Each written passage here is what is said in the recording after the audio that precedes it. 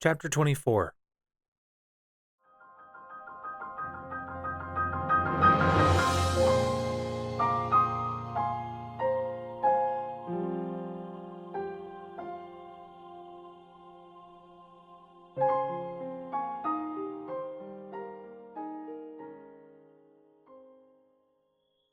I officially appoint you Hyrule's champions, and bestow upon you this sacred garb.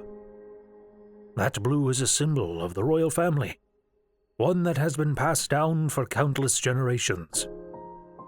Those garments you now wear were all crafted by my daughter Zelda.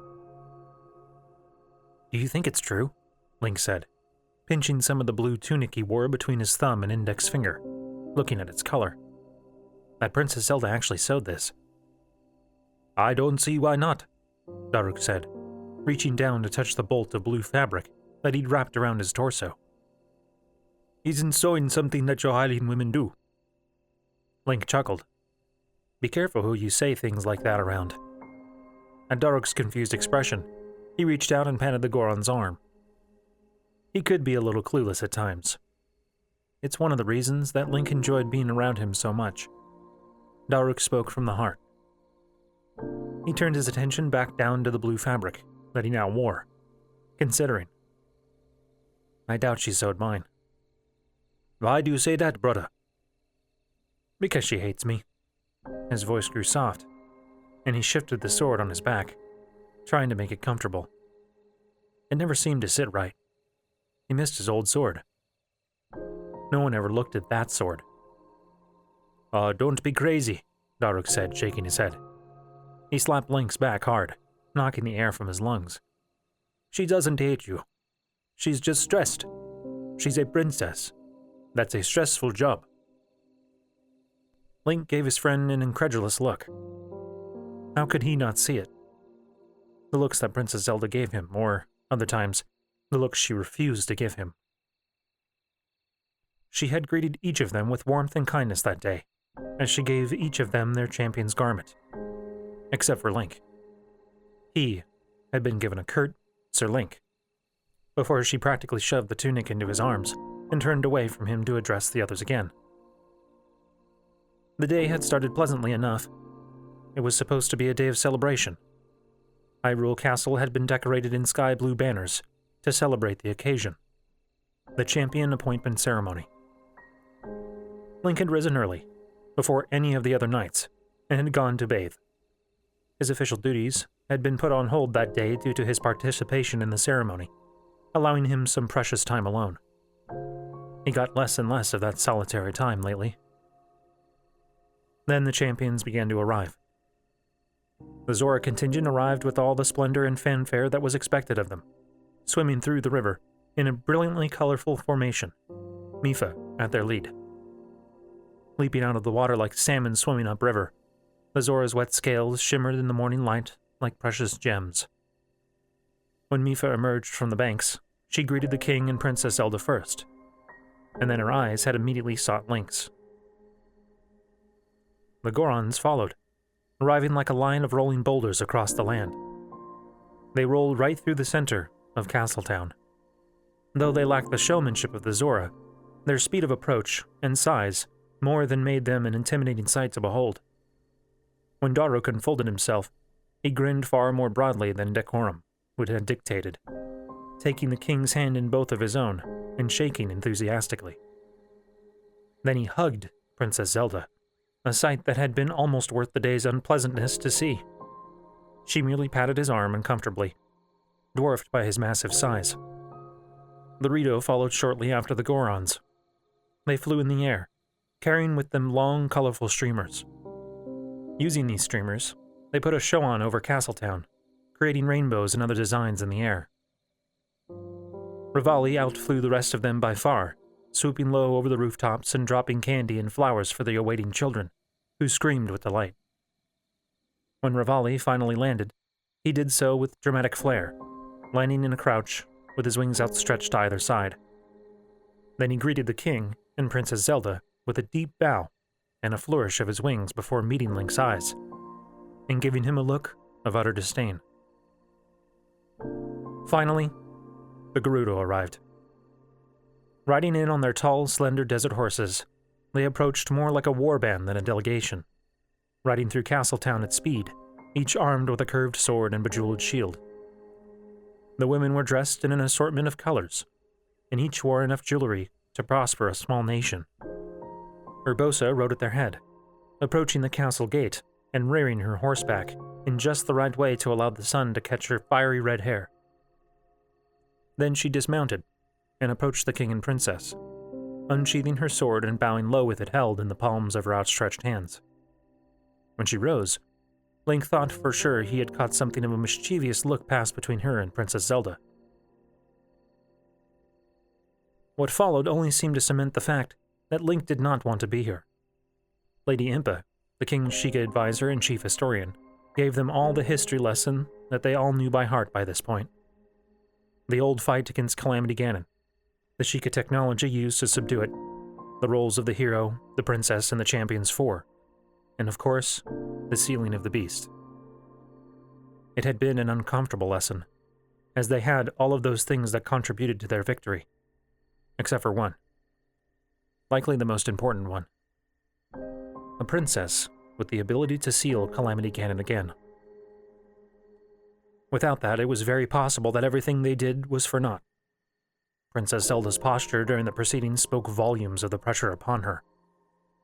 Link thought that he could relate, in a way. Though he had the Master Sword firmly strapped to his back, he felt woefully unprepared to actually use it in battle against the beast. If only he could find a way to actually say as much to the princess. Every time he tried to speak with her, when he passed her in the halls of the castle, or out on the castle grounds, she neither rebuffed him, or he lost his nerve. What good would it do to admit to her that they were in even worse trouble than she already thought? But who else could he speak to about it? Thankfully, Daruk had been there to brighten the mood.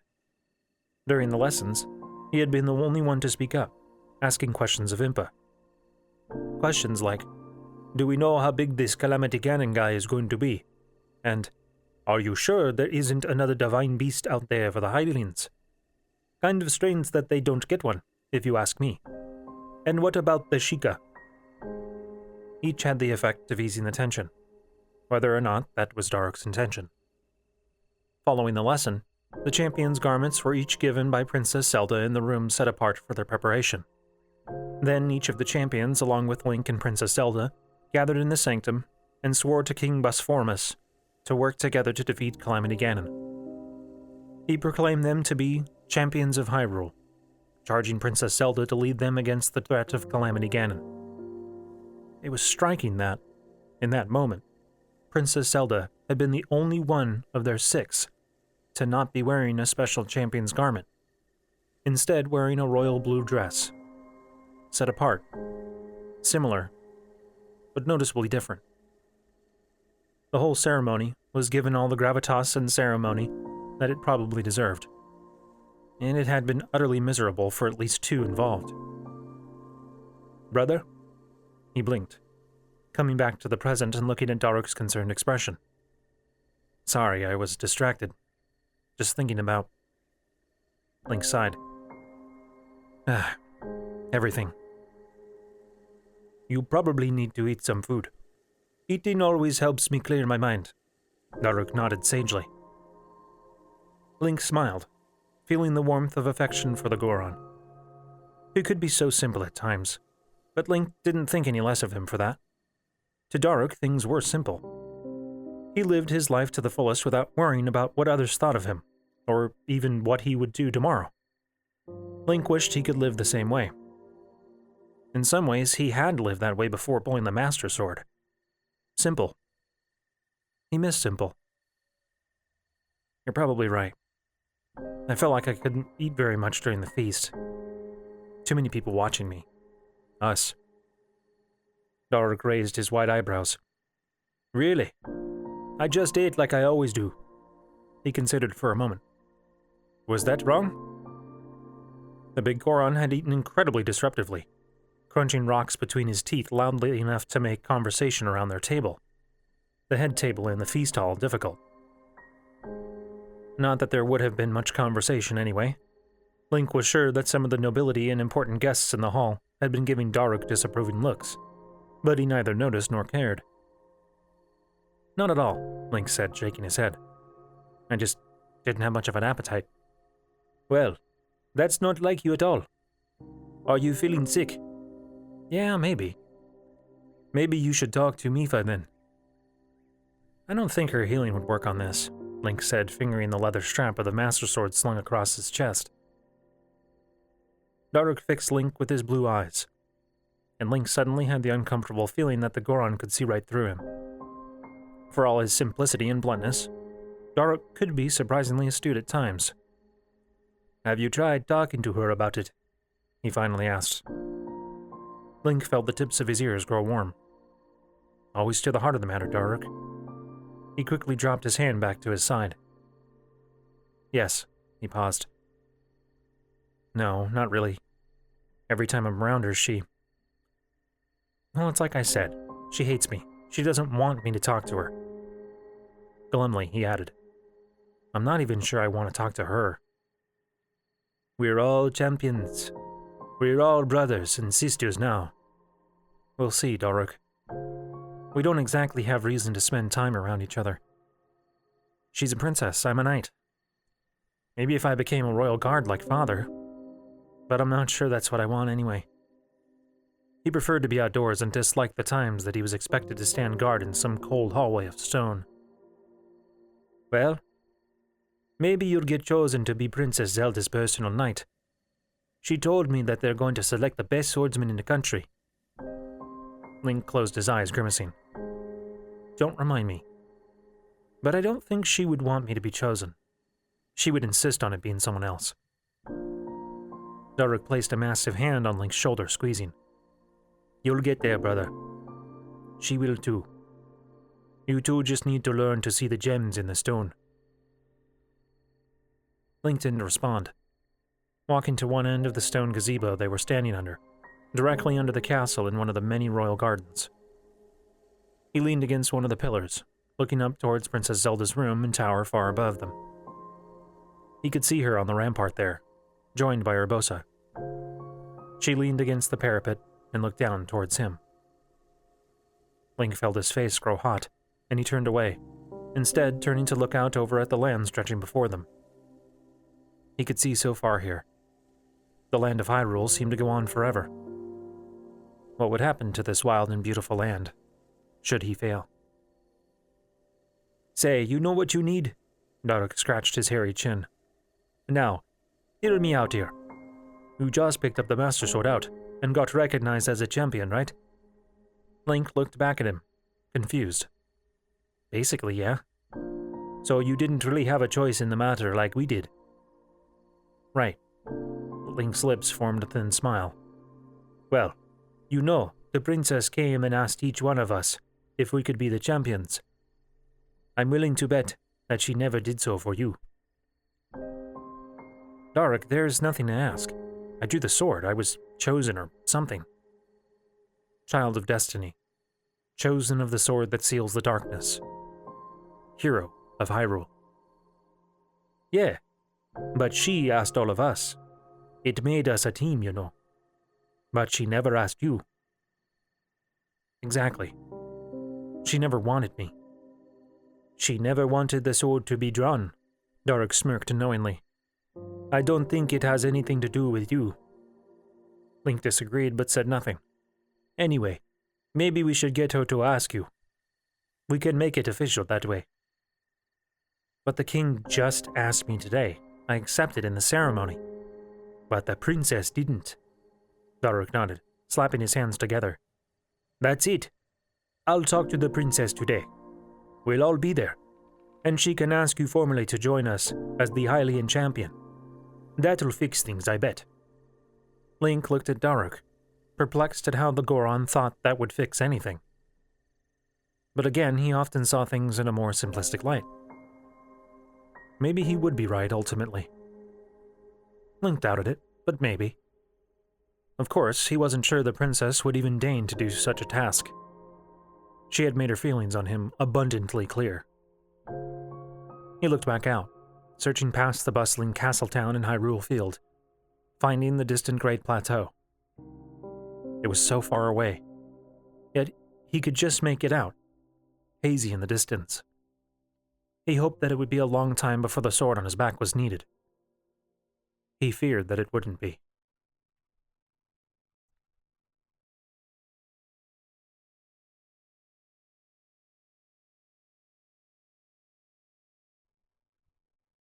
Yunobo was nothing like the giant that was Daruk. Where Daruk was imposing and powerful, Yunobo seemed smaller than his size would suggest. Where Daruk was loud, boisterous, and always had the ability to make Link laugh, Yunobo was quiet, nervous, and hesitant. It wasn't that Link disliked the young Goron, but seeing him wear that sash, fashioned after the same one worn by Daruk all those years ago, felt wrong to Link. That cloth meant something 100 years ago. The youthful Goron was Daruk's grandson. Link had no memory of Daruk as a father, but he supposed that he simply did not remember such details yet. The Goron had appeared to be older than the rest of them, save for Mipha perhaps. Yet, for as little as Link could remember of the big Goron, he did not see much of Daruk in his descendant. He sighed, turning over in his bed at the Rolling Rock Inn. He felt as though the effects of the fireproof elixir had begun to wear off, and the temperature in the open room was steadily climbing. Even lying on the top of the bedding, Link was sweating, unable to get comfortable. Bluto had insisted that Yunobo accompany Link to visit Rudania. It wasn't something that either Link or Yunobo seemed altogether pleased with, though the young Goron had accepted without verbal complaint.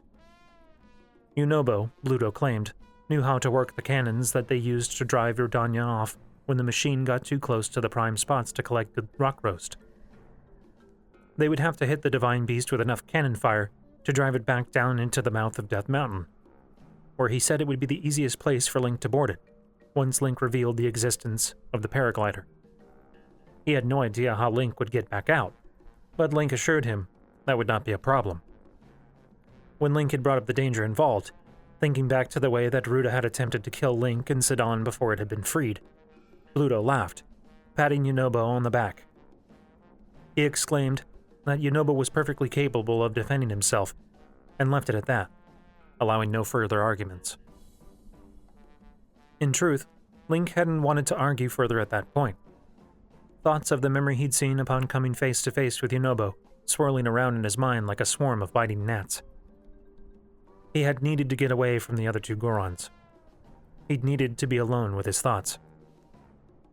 The champions, the princess, the apparent disdain that Princess Zelda felt towards Link, and the reciprocal feelings he had for her. What had happened between them that made them dislike each other in those earlier times? Link wished he knew. What he saw had been a far cry from what he experienced at the Spring of Power, and it bothered him that the two glimpses into his past were at such odds with each other. He wondered if Daruk was right in the end. Perhaps Link had eventually approached Princess Zelda with the anxiety that he felt about their shared destiny. Maybe she had come to him instead, expressing anguish over her lack of sealing power. It seemed likely to him that they had somehow gotten over their differences before Link had been assigned as her personal knight, or she would have rejected his assignment. At least he had expected that she would do so in the memory. He wished he still had Daruk nearby to speak about it. He closed his eyes, experiencing a stab of remorse at the thought. Daruk and Mipha, the two champions that he had any real knowledge of. Their loss felt all the more tragic and painful, though Link still only had a handful of clear memories of either of them. They had both been his friends, and they were gone. Link sat up in his bed, sliding his legs off the edge and placing his feet on the floor. Thick carpeting had been laid out to prevent him from burning his feet on the hot stone that made up much of Goron City's ground, but he could still feel its warmth through the carpet.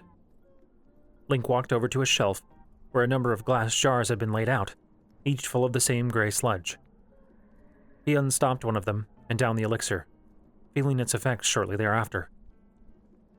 The carpet did not seem as warm anymore. The air wasn't as sweltering. His sweat suddenly felt cooler on his skin than it had a few moments before. Link walked over to where he had laid out his clothes, pulling on his tunic and trousers before slipping his feet into his boots. He walked as silently as he could out of the inn, out into the mostly quiet city. Goron City had an orange glow to it in the night. Magma still flowed through it, similar to the way a stream of water might bisect a village like Hateno. Far above Goron City, Death Mountain rose, shining brilliantly with evidence of recent eruptions. Even the smoke rising from its open mouth glowed with the light of the lava in its depths. It looked dangerous and unwelcoming. A shiver ran down his spine as Link realized that he could very well perish on the next day. It was a sobering thought, though he also thought it to be simultaneously ridiculous. He had nearly died several times since awakening, most recently by an assassin's blade. He didn't think that he feared death any longer, yet the thought still came. He would attempt to free Divine Beast Rudania tomorrow. He would either succeed or die trying. He focused on Death Mountain. Rudania crawled up there somewhere, ever present. Narrowing his eyes, Link glared towards the fiery peak. He had already died once. He would not fear facing that death again, especially if it meant avenging a brother. "So you really knew Daruk?" Yunobo asked, as he and Link circled the path around Monument Rock and walked towards Death Mountain. The air already seemed to be getting hotter as their elevation increased. They had passed by a massive lake of magma, the northern mine that the Gorons used to get some of their best ore from. It was abandoned now, however, thanks to Rudania. The increased magma flow had quickly cut off most of the mine. It would take a long time to ever be able to use the mine again, even if they managed to stop the constant eruptions. Link looked over at Yunobo, trying again, but failing to see much of Daruk in the Goron. "I did. He was a good friend." He frowned some, looking away. "From what I can remember." All that Yunobo said in response was, "Oh," before he fell silent once more. Link wore his blue champion's tunic, but no excess armor or shirt under the tunic. His armor had done little to protect him during this previous encounter in Varuta, so it made little sense to worry about it now. He had donned a pair of gloves and tied his hair back with a bandana to better keep sweat from dripping into his eyes. He carried his bow and arrows, including the ancient arrows provided to him by Robbie. He left his Zora's sword at the inn, instead opting to just bring the ancient sword at his waist. His Sheikah shield remained strapped to his back, however. He also carried the paraglider, which he had wrapped in a leather sheath to keep it protected from the elements.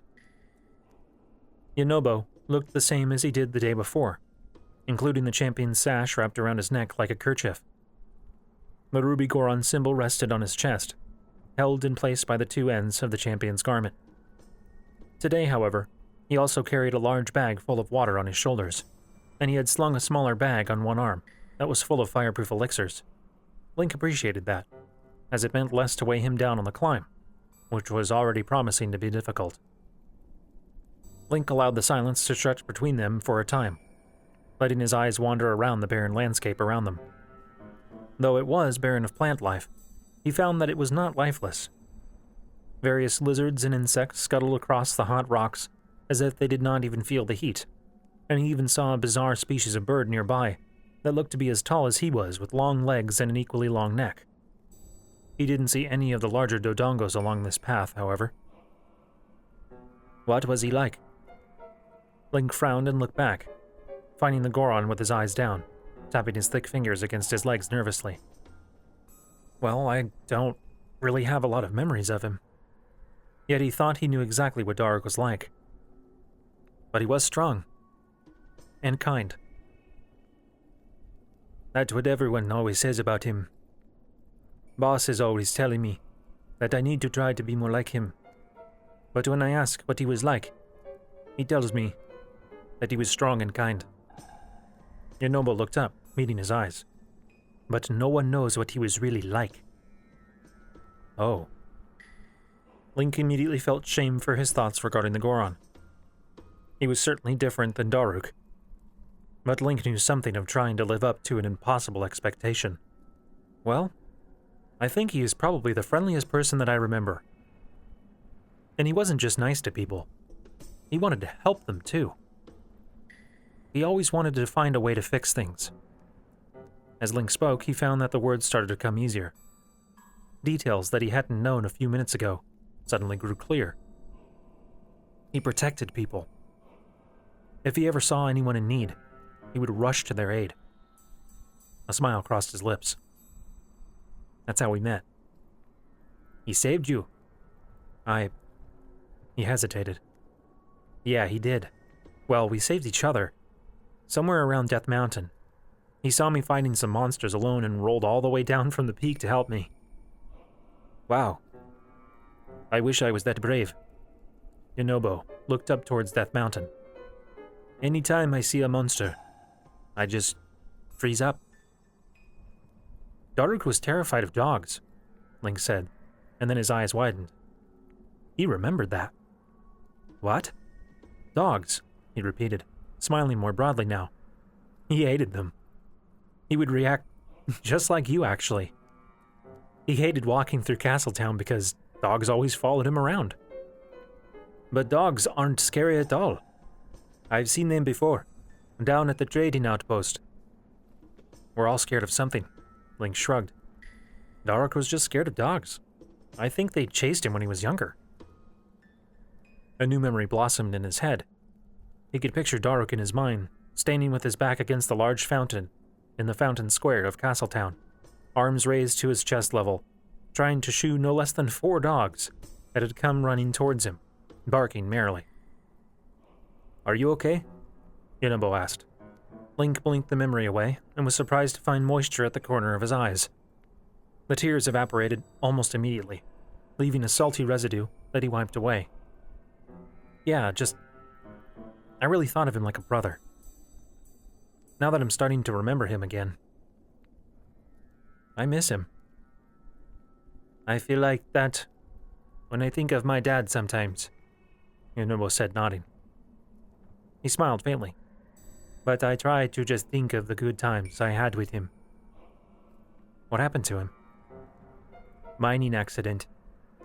A cave in the South Mund collapsed on him. The young Goron looked over at Link. He died when I was pretty young, so I don't really remember many things about him either. But what I remember is good. Yeah, Link tried to clear his throat, but the lump that he felt there wouldn't go away.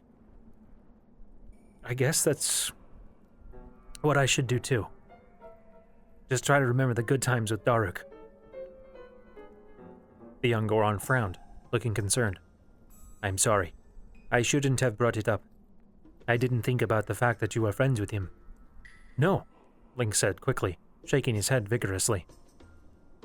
I'm glad to talk about him. It helps me remember him. Oh, then maybe you could tell me more about him, if you don't mind.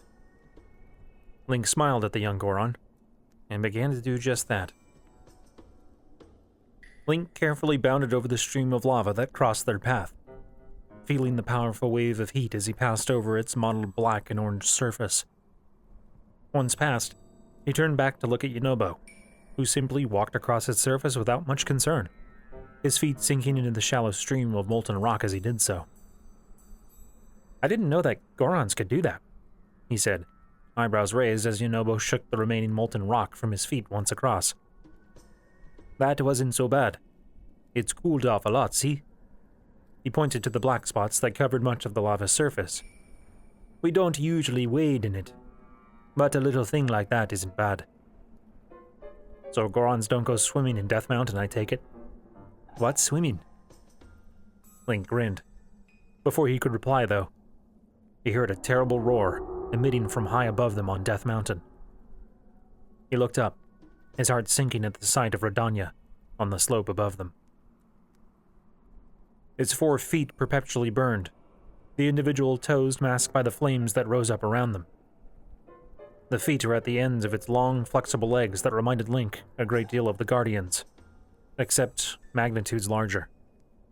Its body was long and slender, though largely flat on its utmost level.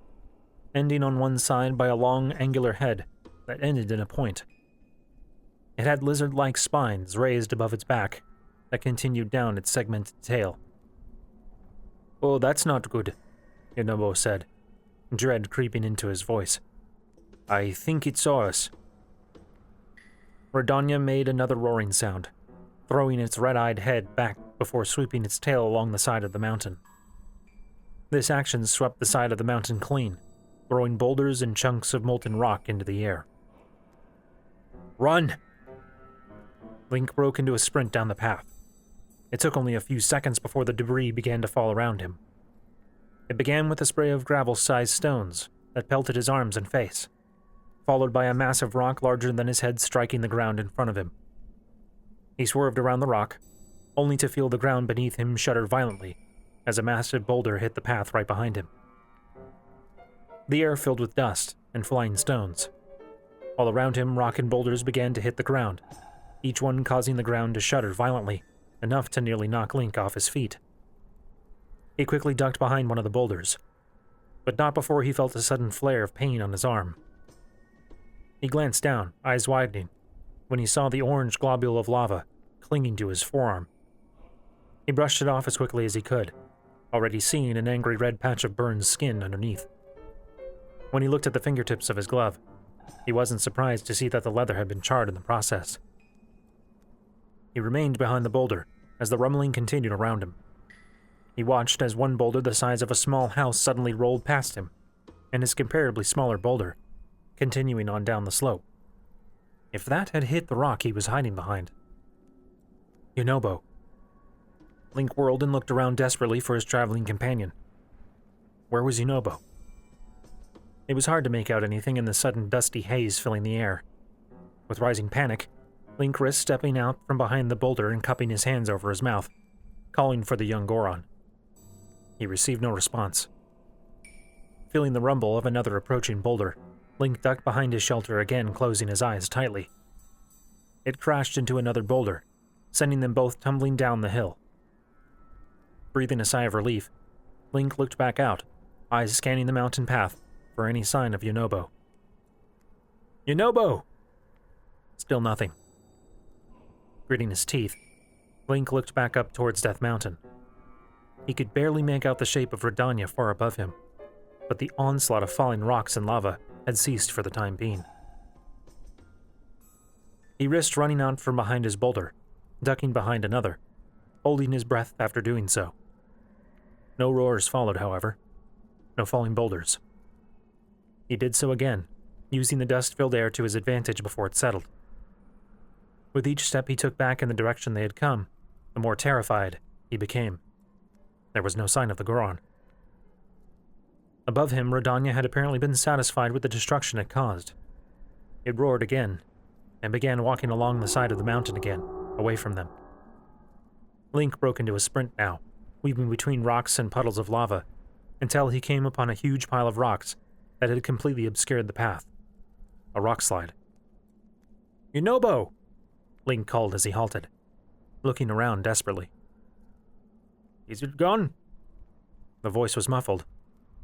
Eyes widening, Link realized that it came from under the rock slide. "Hold on. I'll get you out of there." He quickly began to scoop the loose rocks from on top of the rock slide, throwing them away. How long could Yunobo survive under the stone? Was he injured? Unbidden, images of the faceless Goron that he imagined to be Yunobo's father appeared in Link's mind. Killed in a tunnel collapse. He dreaded that the same might happen to the Goron's son. Suddenly the rocks began to shift and tremble. Link stepped back as the surface of the rock pile sank inward, as if a hole had been opened up underneath. As the rocks fell into the hole, Link spotted a curled form in its center, almost indistinguishable from the stone surrounding him. "Yunobo!" Yunobo lifted his head, looking around, and then stood. He reached up, brushing pieces of rock out of the tufts of white hair, and straightened his Goron medallion. "Wow," he said, as he walked forward, pushing a path through the loose rock. "That was close." Link breathed a sigh of relief, closing his eyes. "I'm glad you're all right. For a moment I thought, oh, yeah, I was..."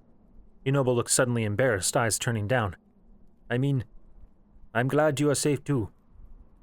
Is that Rudania's defense mechanism? Oh, it can do some other stuff as well. We're probably lucky that it didn't cause another eruption. Link grimaced, looking up the mountain towards Rudania's retreating back. Great, he thought.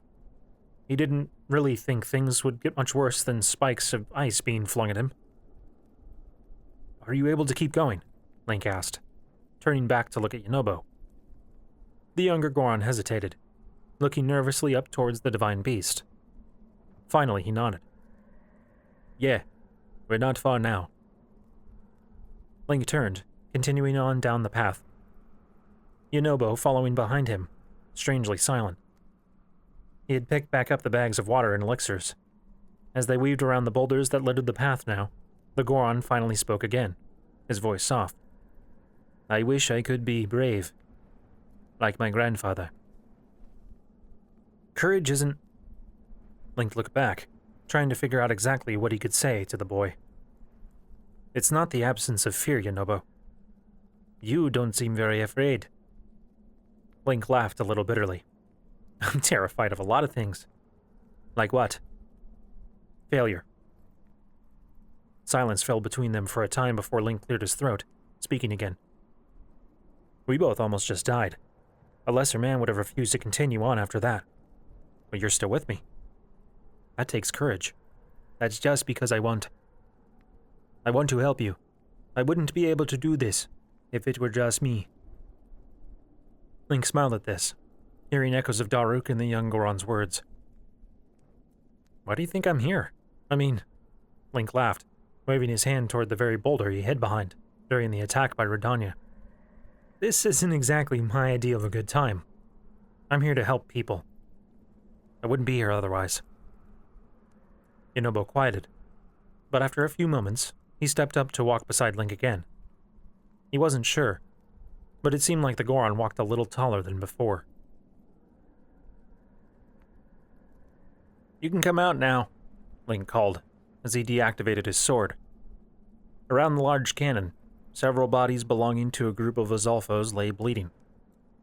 Yunobo stepped out from behind the rock that he'd been hiding behind, looking at the carnage around them. They had come upon the Azalfos as they reached their destination, a rocky outcrop that extended out from the mountain. A strange structure made of rock and iron had been constructed upon it, a squat building with a long opening cut into its front, facing towards the peak of Death Mountain. The Azalfos had apparently taken up residence in the building, but came rushing out when alerted to Link's presence. The battle that had ensued had been fierce, but brief. Thinking back to the tactics that he'd used when fighting the Azalfos in his memories, Link quickly dispatched the creatures while deftly avoiding their fire breath. He bent down to pick up one of the Azalfos' fallen weapons, a bladed boomerang, just like he remembered from the past. The Azalfo hadn't even had a chance to fling it at Link before being killed. That sword is really something, Yunobo said as he approached. Link looked back at him and smiled. It's pretty good. I got it from a friend of mine who studies ancient Sheikah technology. Like the divine beasts. That's right. His focus was on the Guardians, though, and their weapons. Robbie studied Guardians. Pura studied the Sheikah slate and shrines. Impa was, apparently, a historian, an expert on ancient Sheikah culture, if his memory was correct. Absently, Link wondered if there was someone else who specialized in studying the divine beasts themselves. He turned and threw the bladed boomerang off the mountain, watching as it spun through the air, arcing back around towards him. Narrowing his eyes, he watched its trajectory, stepping out of its way. His breathing slowed as he watched it approach, preparing. Time seemed to slow. Link thrust his hand out, fingers wrapping deftly around the handle, and stopping its motion. Wow! Yunobo clapped his hands together, grinning at Link. Good job. I would have been afraid that I would cut my fingers. Yeah, Link said, amusing. It had felt as though time had slowed in that moment before he caught the boomerang. He could have sworn that he could see every detail of it as it approached. The orange light of Death Mountain reflecting on its sharpened edges, the spots of blood on one of its 3 blades. the wrapped leather of its handle. I have a little bit of experience with these, though. Link walked back to the Lizalfo that had wielded the boomerang, finding the pouch that it used to sheathe the deadly weapon. He carefully extracted the pouch from the Lizalfo before roughly attaching it to his own belt. It would do for the time being. Oh, gross. Link turned back to see that Yunobo had approached the squat building, peering down into it from an opening around its backside, facing away from the volcano. He walked over and looked into the doorway, surprised to see that the building had actually been built down into the rock. Though the outer structure appeared squat and short, the interior was actually quite spacious. It was just mostly underground. Inside the building, Link could see several old skins recently shed from the Lizalfos and the bloody remains of one of the tall, running birds that Link had seen on the mountain, along with some other things that he preferred not to look or think about.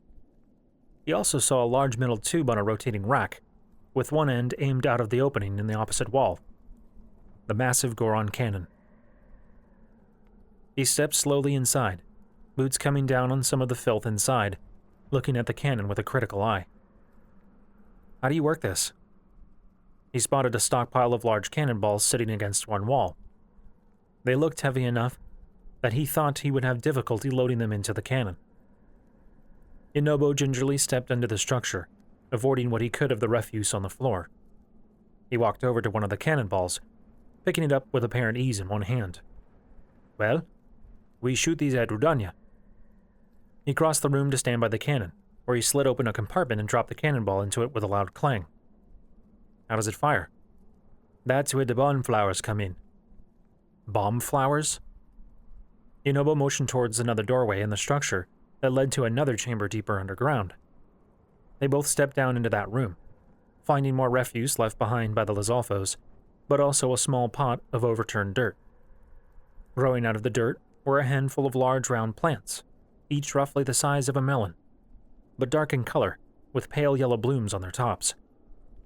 This isn't good, the Goron said, looking at the handful of plants. They must have been here for a while. A lot of the bomb flowers are gone. They are lucky they didn't blow themselves up. Link crouched to look at the strange plant. Reaching out, he touched one of them, finding its skin to be surprisingly solid. These are explosives? Yep. We usually use them down in the mine. They don't grow well in sunlight. That's why we had to make these side rooms in the bunkers, to grow them near the cannons. How do they work? They're pretty simple, really. Yunobo crossed over the upturned dirt, bending down and plucking one of the bomb flowers from its roots. He held it out to Link in one hand. You can hold it. It shouldn't explode, as long as you don't drop it or shake it too hard. Shouldn't? Link thought, as he hesitantly reached out and took the explosive plant from Yunobo's outstretched hand.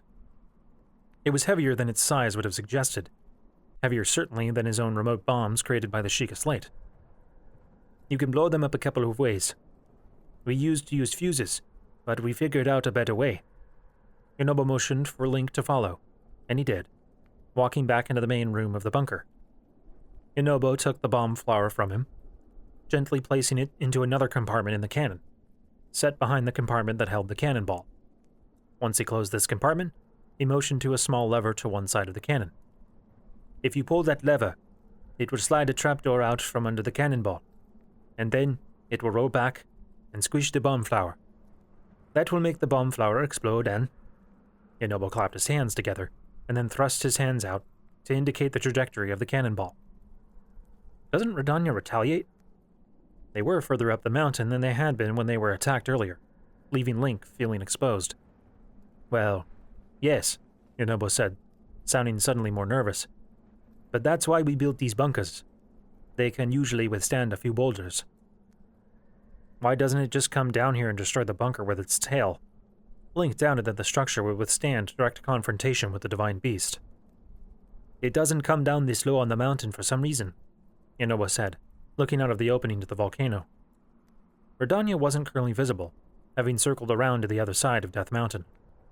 But it's still not very safe. We actually passed 2 other cannons on the way up here. They got flooded with lava. We've been trying to send Gorons up to clear them out and make repairs, but it's been really aggressive lately. Way more dangerous than it used to be. Baars got injured the last time he tried to chase it off. Great, Link said, exhaling slowly. Well, let's get things ready for when it comes back around the mountain. He really wasn't sure about this plan. He watched the divine beast make its slow way around the slope of Death Mountain, occasionally pausing and roaring, or swiping its tail along the mountain and sending debris raining down on whatever poor creatures it had seen. He couldn't help but think that there should have been a better way to do this. He could have climbed to the peak, for example, and just tried to glide down onto the divine beast, perhaps. Of course, it would have likely been impossible to fight the creature controlling it, due to its extreme angle. Still, though, sitting in a partially underground bunker and firing cannonballs at it just felt like a poorly thought-out plan, especially when it became clear to Link that Yunobo had not actually done this before. Well, I've used the cannons at the northern mine, so I know how to use them, the Goron said defensively, eyes widening. But you've never actually chased Rudania off with them. Well, no. The boss always handled that. Then why didn't he come? Link said, feeling his irritation growing. He didn't mind the youth's presence, not after getting to know him during their trek up the volcano, but it seemed reckless of Bluto to send someone so inexperienced. Yunobo looked away, wringing his fingers together. I'm not really supposed to talk about it. Talk about what? The edge in Link's voice grew harder. Now really wasn't the time to be revealing more information. Not when they were mere moments from opening fire on the divine beast. The boss, he, Remember when I told you he got hurt, the last time he tried to drive Rudania off? When Link just looked expectantly at Yunobo, a Goron side, shoulders slumping in defeat. Well, it's his back. He got hit with a boulder. It almost killed him. But he doesn't want everyone to worry. It's really difficult for him to get around right now. Link frowned at this. He hadn't detected any indication of injury when talking to Bluto earlier. He seemed fine when I was talking to him. Right.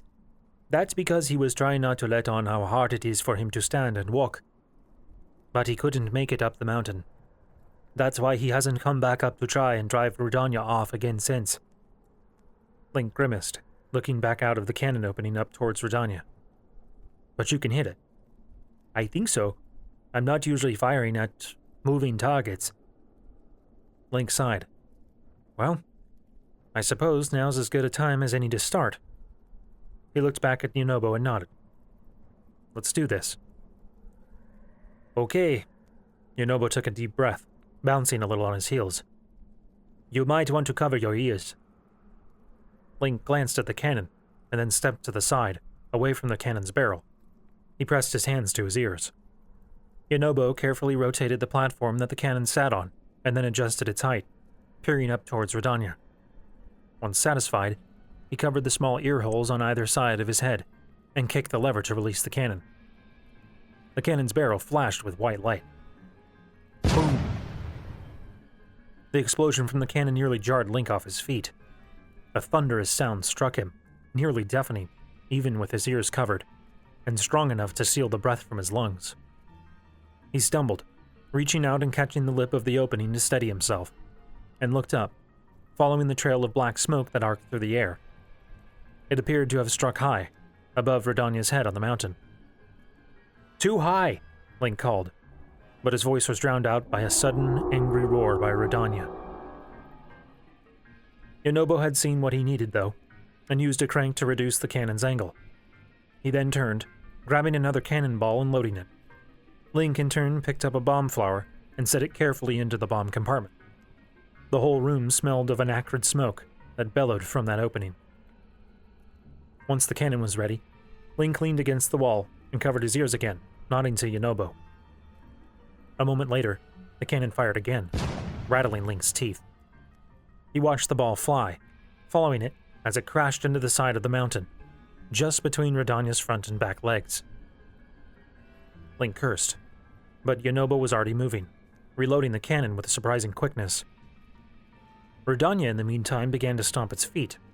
Far above them, Death Mountain suddenly erupted, sending molten rock and smoke high into the air.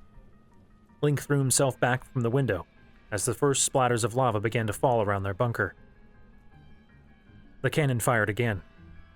Yunobo had loaded the bomb flower without his help, and Link had been unprepared for the explosion of sound that hit his unprotected ears. Stunned, he rose, looking around with wide eyes. Yunobo looked out the window and suddenly thrust a hand into the air in triumph, bellowing something. But Link couldn't hear him. He couldn't hear anything but a ringing noise. Link shook his head, trying to rid himself of the ringing, but to no avail. He approached the window and looked out, seeing a spot of black smoke rising from Rudania's face, where a cannonball had struck right beneath its glowing red eye. That was good. What wasn't good was the stream of lava that now slipped off the mountain's side, heading straight for them. He looked back to Yunobo to tell the Goron about it, but almost just managed to get his hands in place again, covering his ears, as Yunobo fired the cannon once more. Link spun, watching the cannonball as it sailed through the air and slammed into one of Rudania's outstretched front feet.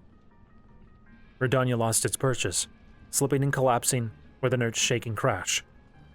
Well, at least Link could hear that. "Yeah!" he heard Yunobo yell. But any celebrations were far too premature, as Rudania slowly rose back to its feet, seemingly unharmed. "Hit it again!" Link yelled. "Last one!" Yunobo cried. Link whirled, seeing the single remaining bomb flower in Yunobo's outstretched hand. Link nodded. It was time to see if his plan worked. And they had to do it quickly. The stream of lava was still rolling down the side of Death Mountain, slowly approaching their position. Yunobo fired the cannon again, his aim true as the cannonball struck the side of Rudania's body. The divine beast roared, and far above it, lava burst into the air again. Several new fissures and cracks appearing in the side of the volcano, spewing molten rock out in smaller streams. Link backed away from the opening as lava and rock fell all around them, and quickly pulled the Sheikah slate from his wrist. He hit the bomb remote rune, and with a flash of blue light, one of the round bombs appeared on the ground in front of him. He picked it up and held it out to Yunobo. Yunobo took it, staring at the explosive with wide eyes. "Load it!" Link cried, snapping Yunobo out of his reverie. He quickly shoved it down into the opening, sliding the door closed. Without waiting for Link to cover his ears, Yunobo hit the lever to open the trapdoor. And nothing happened. They could hear the door slide open, and the cannonball rolled down to strike the bomb. But no explosion. He and Yunobo looked at each other, momentarily confused, before Link's eyes widened. He grabbed the Sheikah slate back off of his waist and hit the blue remote bomb rune. There was a flash of blue out of the cannon's muzzle, as the cannonball fired out with every bit of velocity and power as it had with the bomb flowers. The explosion did not seem nearly as loud, though, which was a relief. He couldn't very well cover his ears if he had to manipulate the Sheikah slate. Outside, the divine beast roared. Link looked back out of the window and noticed with a shock that the lava flow had gotten even closer now. How much time did they have before it was upon them? Not enough. Rudania continued to roar and fling boulders down towards them, still largely unharmed by the cannon fire. "Yunobo, we need to go," Link called, turning back around to look at the other Goron. Yunobo looked outside, his eyes wide with terror. He danced back and forth on the balls of his feet, fingers twitching rapidly on either of his hands. Finally, he took a deep breath and looked at Link. "Keep firing the cannon. I think I can stop it." "What?" But before Link could say anything else, Yunobo turned and ran outside. "Yunobo!" He whirled to look back out of the window, as Yunobo ran around to the front of the structure to a boulder that was roughly the size that had fallen near the front of the bunker. He pressed against it, grunting, and it began to move, rolling slowly towards where the outcrop met with the slope of the mountain. He pushed it into place, and then immediately turned, running back towards another of the boulders that had been flung at them. Link forced his attention away from Yunobo's efforts, turning back and reaching to grab one of the cannonballs. It didn't budge. Cursing, Link pulled out his Sheikah slate, entering the Magnesis rune and selecting the cannonball. Slowly, he lifted it into the air with very little effort on Link's part, though the Sheikah slate did suddenly seem heavier than it had before. He carefully maneuvered it over to the cannon and dropped it down into the appropriate slot. He switched to the remote bomb rune and loaded that as well. Imitating how he'd seen Yunobo activate it, he kicked the lever, which resisted his leg far more than he had expected, and then blew the bomb. The cannon fired, sending another ball of solid iron into the flank of the divine beast. This time, it started to slowly turn to face them, and Link saw with some horror that its segmented head was starting to open like a blooming flower. He knew what that was. He knew exactly what that was, and what it meant for him. Outside, Yunobo placed another boulder in place, and went back for a third. But there was no time. The magma was upon them. It crashed into the boulders with enough force to cause them to shift back in the direction of the bunker. Yunobo cried out, turning around and rushing back, throwing both of his hands up and digging his feet into the dirt behind him, adding his own strength to the boulders. Magma splashed up and over, some of it falling on his outstretched arms and back, but he only ducked his head and pressed harder. The magma began to flow around the boulders, angling to either side of the bunker. It wouldn't last. It couldn't last. Even if Yunobo could hold back the magma indefinitely, the attack that was about to come would end them both. Link loaded another cannonball and went to close the compartment, but then he hesitated. One shot. One more shot. He had an idea. He switched to the stasis rune. A moment later, he loaded the remote bomb and blew it. Though the bomb's explosion rocked the room, the cannonball did not fire. He opened the bomb compartment, the door of which was incredibly hot to the touch, and loaded another bomb. He slammed the compartment shut and blew the second bomb. Seconds. Seconds left. He created another bomb and loaded it, blowing it a split second later after loading the bomb. The door to the bomb compartment blew off, flying up and lodging deep into the stone of the ceiling. Link supposed that would have to do. A second later, the stasis rune rang out, and the cannonball shot out with the sound of an incredibly loud thunderclap, sending Link stumbling back, momentarily deafened. He could still see, though. Rudania's head had opened completely, and a red ball of light was forming at the end of the rod that protruded out from the center of its opening. Suddenly, there was an explosion of light, followed by sound, against one of its head fins. Rudania jolted violently with the force of it, actually rising up onto its back two legs briefly before collapsing down with an earth-shaking crash. A column of black smoke rose from where the cannonball had struck. For a time, Rudania didn't move. Its front legs splayed out to the other side. Then it began to move again, but more slowly now. It rose back to its feet, and its head began to close, though the fin that the cannonball had struck didn't move, remaining open. It turned away from Link and Yunobo, slowly climbing up the mountain towards Death Mountain's peak, which had abruptly stopped erupting. Breathing heavily, Link slowly approached the cannon opening, looking out at Yunobo. He trembled with the exertion, but the boulders he pressed his hands against held. The air around him seemed to shimmer with a strange orange glow, but it was difficult to make anything out with the hazy dust that fell around him. The molten rock rolling down the mountain continued to flow, but it had slowed now that its source no longer added to it. Thanks to his efforts, lava flowed to either side of the boulders, with the space immediately behind them free of the molten rock. Slowly, Yunobo stepped back from the boulders, which were no longer being pressed back. The lava on the other side of them had cooled enough, forming a more solid barrier to the remaining oncoming flow, redirecting it further.